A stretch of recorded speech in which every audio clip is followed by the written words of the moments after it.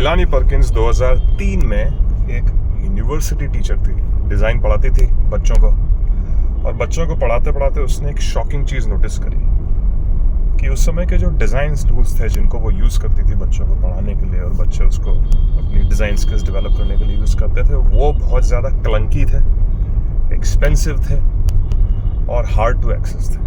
मतलब जैसे ही आपने टूल खोला वैसे ही 50-60 बटन्स और समझ में नहीं आता था स्टूडेंट्स को कौन सा क्लिक करें, कहाँ से शुरू करें। एक्सपेंसिव तो था ही, ऊपर से हर डेस्कटॉप में इंस्टॉल करो and it was a mess. उसने एक अपॉर्चुनिटी देखी, उसने सोचा कि यार क्यों ना ऐसा सॉफ्टवेयर बनाया जाए जो कि इजी हो, फास्ट हो और अफोर्डेबल हो, and anyone could design anything. आपको डिज़ाइन स्किल्स की कोई ज़रूरत ना हो, आप एक नॉन डिज़ाइनर भी हो और आपको एक अपना छोटा सा डिज़ाइन बनाना है जल्दी, quickly, in a cheap way, you should be able to do that. 2007 में वो अपने इस आइडिया को शेप देती है और लॉन्च करती है फ्यूजन बुक्स। एक ऐसा सॉफ्टवेयर होता है जो कि स्कूल्स को अपनी ईयरली मैगजीन्स पब्लिश करने में हेल्प करता है। मेलिना इसको रिफाइन करती जाती हैं, this software takes off. France, New Zealand and Australia के सारे बड़े बड़े स्कूल से सॉफ्टवेयर को यूज़ करना शुरू कर देते हैं and this becomes a hit. 2011 में मेलानी इसको एक्सपैंड करने की सोचती है। वो सोचती कि यार सिर्फ स्कूल्स के लिए क्यों, बिजनेसेस के लिए क्यों नहीं, छोटे मीडियम कॉलेजेस के क्यों नहीं, ऐसा कोई सॉफ्टवेयर क्यों ना बनाऊं जो कि हर किसी को, नहीं सिर्फ स्कूल को, डिज़ाइन करने के लिए अलाउ करें in a cheap way, in a fast way and in an accessible way. She starts pitching her idea and names her software Canva, जिसको आप सब लोग जानते हैं आज।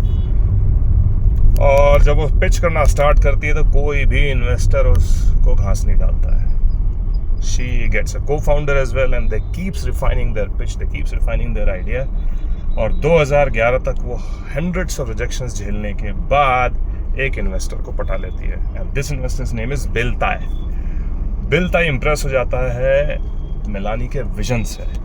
What Melanie wanted to do with design was what Google did with search, a simple, easy, quick and affordable way to design without needing a design degree or without being a professional।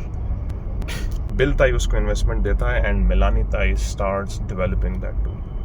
2011 से लेकर 2021 तक में Canva focuses on 3 simple things: free tier plus a few premium options अगर आपको extensive features use करने हैं तो। दूसरा simple drag and drop functionality for design, designing anything.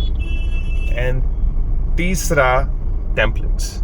कोई भी डिजाइन आपके दिमाग में आप एक टेम्पलेट से स्टार्ट करो और you don't have to think too hard to start. She eliminated that friction.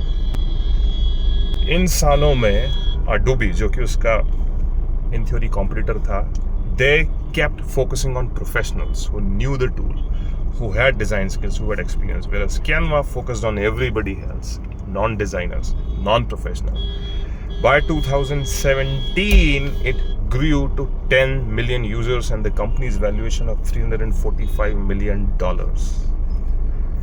Melanie still did not stop here. She started expanding into team collaboration. उसने ये सोचा कि यार अब डिज़ाइन टूल तो ठीक ठाक बन ही गया है, पर लोग ना कोलैबोरेट करके डिज़ाइन बनाना चाहते हैं ऑन द फ्लाई। 3 लोग मिलकर ऑनलाइन लॉग इन करके एक ही डिज़ाइन पे काम करना चाहते हैं। They want to do it seamlessly and flawlessly and no software is providing that. उसने उस पर काम करना शुरू किया and she effectively started competing with these big giants like Microsoft and Googles, जिनके पास कोलैबोरेशन सॉफ्टवेयर तो थे पर वो अलग अलग सॉफ्टवेयर थे, they were not seamlessly integrated and particularly for design purposes. 2024 आते आते Canva became a $40 billion company and Melanie Perkins became the youngest self-made women billionaire by the age of 30. Amazing story. She simply focused on solving a simple but universal problem that majority of the world had. Now listen, in your business or in your business idea or your product idea, can you spot a simple problem, a simple pain point which is universal, which a large majority is experiencing? If you can do that, just focus on that. Keep trying to fix that.